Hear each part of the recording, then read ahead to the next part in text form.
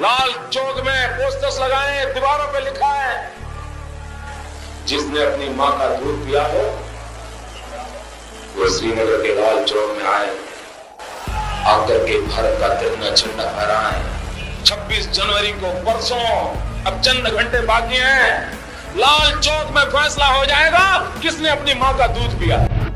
साल 1991 भाजपा के वरिष्ठ नेता मुरली मनोहर जोशी कन्याकुमारी से कश्मीर तक एकता यात्रा करने का ऐलान करते हैं, जिसकी जिम्मेदारी युवा नेता नरेंद्र मोदी को दी जाती है। जैसे जैसे यात्रा कश्मीर की तरफ बढ़ रही थी, लोगों का काफिला बढ़ता जा रहा था, जो देख आतंकवादियों ने इस यात्रा में शामिल होने वाले नेताओं को जान से हाथ धोने की धमकी देना शुरू कर दिया। इसी बीच 24 जनवरी की शाम नरेंद्र मोदी सभा के स्टेज पर आते हैं और ये कहते हैं, 26 जनवरी को परसों, अब चंद घंटे बाकी हैं, लाल चौक में फैसला हो जाएगा किसने अपनी मां का दूध पिया। उन्होंने कहा कि हमारी यात्रा ने आतंकवादियों को परेशान कर रखा है। आतंकवादी हमारी यात्रा को टारगेट बनाकर लाल चौक में कई जगह पोस्टर्स लगा रहे हैं और दीवारों पर लिखा है, जिन्होंने अपनी मां का दूध पिया है वो श्रीनगर के लाल चौक आए, आकर भारत का तिरंगा फहराए, और ऐसा करने पर अगर वो जिंदा वापस जाएगा तो आतंकवादी उसे इनाम देंगे। जिसका जवाब देते हुए नरेंद्र मोदी ठीक 2 दिन पहले एक सभा में दहाड़ते हुए कहते हैं कि आतंकवादियों, कान खोलकर सुन लो, 26 जनवरी यानी परसों अभी चंद घंटे बाकी हैं। अब लाल चौक में ही फैसला होगा कि किसने अपनी मां का दूध पिया है और किसने नहीं। जिसके बाद 26 जनवरी की सुबह मुरली मनोहर जोशी और नरेंद्र मोदी न सिर्फ कश्मीर पहुंचे, बल्कि श्रीनगर के लाल चौक पर भारत का तिरंगा फहराकर आतंकवाद को मुंह तोड़ जवाब भी दिया। इस ऐतिहासिक दिन के 22 साल बाद 2014 में नरेंद्र मोदी देश के प्रधानमंत्री बने। फिर 2016 में सर्जिकल स्ट्राइक और 2019 में बालकोट स्ट्राइक करके भारतीय सेना ने पाकिस्तान में घुसकर आतंकवादियों को मार गिराया, और अमेरिका से लेकर चीन तक किसी भी देश ने भारत के इस एक्शन के खिलाफ आवाज़ उठाने की ज़रूरत तक नहीं की। इस वक्त नरेंद्र मोदी दुनिया के सबसे लोकप्रिय और ताकतवर वर्ल्ड लीडर बनने की ओर अग्रसर हैं। हालांकि ये सफ़र उतना आसान नहीं था। अत्यंत गरीबी, परिवार से दूरी, सन्यासी जीवन, गुजरात में हुए दंगों का सीधा आरोप और जीवन में ना जाने कितने उतार चढ़ाव। नरेंद्र मोदी के जीवन के कई ऐसे किस्से हैं जो सुनकर आप दंग रह जाएंगे। तो कैसा था नरेंद्र मोदी का बचपन? क्यों नरेंद्र मोदी ने घर से भागकर ले लिया था संन्यास? और जब वह अध्यात्म की तलाश में हिमालय पर गए, तब उनके गुरुजी ने उन्हें कौन सा मंत्र दिया था जो सुनकर उन्होंने सांसारिक जीवन में फिर से वापसी की और राजनीति में कदम रखा? जानेंगे नरेंद्र मोदी की अनसुनी अनकही कहानी सीरीज के पहले अध्याय में। लेकिन उसके पहले नए दर्शक जल्दी से वीडियो को लाइक कर चैनल को सब्सक्राइब कर दीजिए। 17 सितंबर 1950 महसाणा गुजरात के छोटे से गांव वडनगर में रहने वाले मोदी परिवार में नरेंद्र मोदी का जन्म होता है। उनके पिता दामोदर दास मूलचंद मोदी की वडनगर रेलवे स्टेशन पर चाय की छोटी सी दुकान थी। साथ में वो नमक पसीने का भी काम करते थे। उनकी मां हीराबेन मोदी एक गृहिणी थी। दामोदर भाई और हीराबेन के 5 बेटे थे। पहले सोमा भाई, दूसरे नंबर पर अमृत भाई, तीसरे नंबर पर नरेंद्र, चौथे पर प्रहलाद और 5वें पर पंकज। 4 भाइयों के अलावा नरेंद्र की एक बड़ी बहन भी थी जिनका बचपन में ही देहांत हो गया था। नरेंद्र ने अपनी प्रारंभिक शिक्षा वडनगर की कुमार शाला नंबर 1 से की। फिर हाई स्कूल में पढ़ाई के लिए BN विद्यालय में दाखिला लिया। नरेंद्र का बचपन काफ़ी गरीबी में बीता, जहां उनके पिता दिन में 12 से 14 घंटे स्टेशन पर चाय बेचते थे। वहीं उनकी मां हीराबा ने परिवार में संघर्ष में बराबर भूमिका निभाई। वो खुद तो पढ़ी लिखी नहीं थी, लेकिन बच्चों को अच्छी शिक्षा मिले इसके लिए वो पड़ोस के घरों में झाड़ू पोछा लगाना और बर्तन धोने जैसे काम भी किया करती थी, जिनका जिक्र करते हुए PM मोदी इतना भावुक हो गए थे कि उनकी आंखों से आंसू छलक गए थे। अड़ोस पड़ोस के घरों में बर्तन साफ करना, पानी भरना, मजदूरी कर रहा।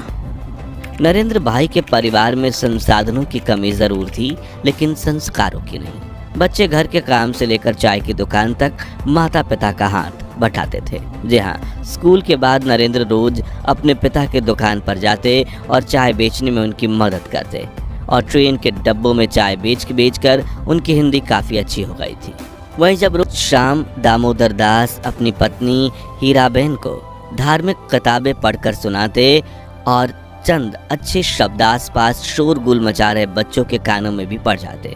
यहीं से नरेंद्र को किताबें पढ़ने का शौक जागा, लेकिन स्कूल के सिलेबस की नहीं बल्कि इतिहास की किताबें। नरेंद्र बचपन से ही पढ़ाई में काफ़ी एवरेज रहे थे, लेकिन वो घंटों लाइब्रेरी जाकर इतिहास की किताबें, स्वामी विवेकानंद की किताबें और स्वातंत्र्य सेनानियों के ऊपर लिखी किताबें दिल से पढ़ा करते थे। उनके बारे में लिखने वाले बताते हैं कि नरेंद्र भाई को स्कूल के नाटकों में हिस्सा लेना काफ़ी पसंद था। भले ही उनकी जेब खाली हो, लेकिन उनका दिल और दिमाग हिम्मत और साहस से भरपूर रहता था। जिससे जुड़ा एक दिलचस्प किस्सा ये है कि नरेंद्र अपने दोस्तों के साथ रोज स्कूल के पास वाली झील में तैराकी करने जाते थे, जहां उन्होंने मगरमच्छ का एक बच्चा देखा और वो उसे उठाकर घर ले आए, जिससे आसपास के लोग काफ़ी डर गए और माँ हीराबेन के समझाने पर उन्होंने उसको वापस झील में छोड़ दिया। महज 8 साल की उम्र में अपनी हिंदी टीचर चंद्रकांत दवे से प्रभावित होकर मोदी आरएसएस में जाने लगे।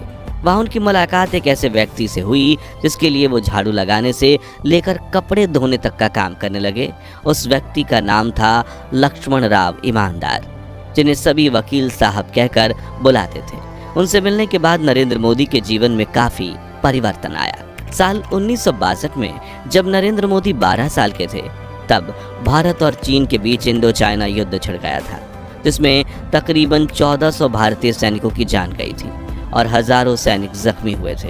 हालांकि इस युद्ध में भारत की हार हुई, तब नरेंद्र मोदी देश की सेवा के लिए सेना में भर्ती होने की ठान चुके थे, मगर पैसों की कमी होने की वजह से वो आर्मी स्कूल तो नहीं जा पाए। इसलिए उन्होंने एनसीसी यानी नेशनल कैडेट कॉर्प्स में दाखिला लिया। 3 साल बाद हुई इंडो पाक जंग के दौरान इन्होंने भारतीय सैनिकों की काफ़ी सेवा की। दरअसल जब भी वडनगर स्टेशन पर सैनिकों से भरी ट्रेन आती थी, तो नरेंद्र उन्हें चाय और खाना पहुंचाया करते थे। बचपन में हुई यही घटना नरेंद्र मोदी के लिए एक ऐसा रास्ता बन रही थी जहां ये लड़का गरीबी और गुमनामी के अंधेरे से निकलकर दुनिया के सबसे बड़े लोकतंत्र का नायक बनने वाला था। लेकिन उस मुकाम तक पहुंचने से पहले नरेंद्र भाई को और 50 सालों का संघर्ष करना पड़ा। नरेंद्र के पास महंगे कपड़े नहीं थे, लेकिन उन्हें हमेशा साफ सुथरा रहना पसंद था। उन्होंने कभी लोटा स्त्री से अपने कपड़े को प्रेस किया, तो कभी मैले हुए अपने जूते को चौक से चमकाया। उनके एनसीसी इंस्ट्रक्टर बताते हैं कि नरेंद्र को बचपन से ही कपड़ों का शौक था। एनसीसी की परेड में आए 80 लड़कों के ग्रुप में नरेंद्र के कपड़े सबसे साफ होते थे और कभी सिलवटें नहीं होती थी। साल 1968 में नरेंद्र मोदी का विवाह हुआ। उस वक्त नरेंद्र की उम्र सिर्फ 18 साल की थी, जबकि उनकी पत्नी जशोदाबेन मोदी की उम्र केवल 17 साल थी। शादी के बाद जशोदाबेन ने अपनी पढ़ाई छोड़ दी और गृह गृहस्थी संभालना शुरू किया। लेकिन वो बताती हैं कि नरेंद्र मोदी हमेशा उनसे अपनी पढ़ाई को आगे बढ़ाने की बात किया करते थे। हालांकि कुछ समय में ही उनके अंदर वैराग्य जाग गया और उन्होंने अपने वैवाहिक जीवन का त्याग करने का फैसला किया। फिर एक दिन अचानक से नरेंद्र घर छोड़कर अध्यात्म की तलाश में निकल पड़े। जैसे ही हमने आपको पहले बताया, नरेंद्र बचपन से ही स्वामी विवेकानंद से काफ़ी प्रभावित थे, इसलिए वो दीक्षा लेने रामकृष्ण मिशन के दीक्षा मठ पहुंचे। लेकिन वहाँ उनका सन्यासी बनने के लिए ग्रेजुएट होना ज़रूरी था, इसलिए उन्होंने दीक्षा नहीं ली। लेकिन नाराज होने के बजाय नरेंद्र मोदी आध्यात्म की तलाश में हिमालय जा पहुंचे, जहां उनके साथ कुछ ऐसा हुआ जिसने आज पूरे देश को बदल कर रख दिया। उनके बारे में लिखने वाले बताते हैं कि हिमालय के घाटियों में नरेंद्र मोदी को एक साधु मिले, जिनके शिष्य बनकर इन्होंने तपस्या करना शुरू किया। इस दौरान युवक नरेंद्र ने भगवा वस्त्र धारण कर लिए और हाथ में कमंडल लेकर इन्होंने देश भ्रमण करना शुरू किया। इसी बीच एक दिन इनके गुरुदेव ने इन्हें बुलाया और कहा कि बालक नरेंद्र, तुम क्या कर रहे हो? नरेंद्र कुछ समझ नहीं पाया। तभी गुरुजी बोले, तुम्हारे पास 2 रास्ते हैं, अगर तुम तपस्या करो तो तपस्वी जीवन जियो, तुम ऋषि हो जाओगे। लेकिन नियति ने तुम्हारे लिए कुछ और ही चीज चुनी है, जिसके लिए तुम इस दुनिया को त्याग कर फिर संसारिक दुनिया में जाओ, जहाँ तुम राज ऋषि कहलाओगे। उस वक्त नरेंद्र का राजनीतिक से दूर दूर कोई नाता नहीं था, इसलिए वो गुरुजी की बात तो नहीं समझ पाए, लेकिन उनकी आज्ञा का पालन करते हुए वो पहले केदारनाथ, फिर वहाँ से दिल्ली, राजस्थान और राजकोट से घूमते हुए वडनगर में वापस आए। जब माता हीराबा ने सालों बाद नरेंद्र को देखा तो वो फूट फूट कर रोने लगी। उनकी आंसुओं से भरी आंखों में दुख, विरह, गुस्सा, शिकायतें और ढेर सारे सवाल झलक रहे थे। लेकिन उन्होंने मुस्कुराते हुए अपने बेटे को आशीर्वाद दिया, लेकिन पारिवारिक भावनाएं उन्हें वहीं रोक ले। उसके पहले नरेंद्र एक बार फिर आजाद पंछी की तरह उड़ते हुए अहमदाबाद आ पहुंचे, क्योंकि उन्हें अपने गुरु के दिखाए राह पर चलते हुए देश के लिए कुछ बड़ा करना था। अहमदाबाद में उन्होंने चाय के कैंटीन में काम करने के साथ एक बार फिर आरएसएस ऑफिस जाना शुरू किया, लेकिन इस बार उन्होंने आरएसएस की सदस्यता ली और पूरी श्रद्धा के साथ आरएसएस के प्रचारक बन गए।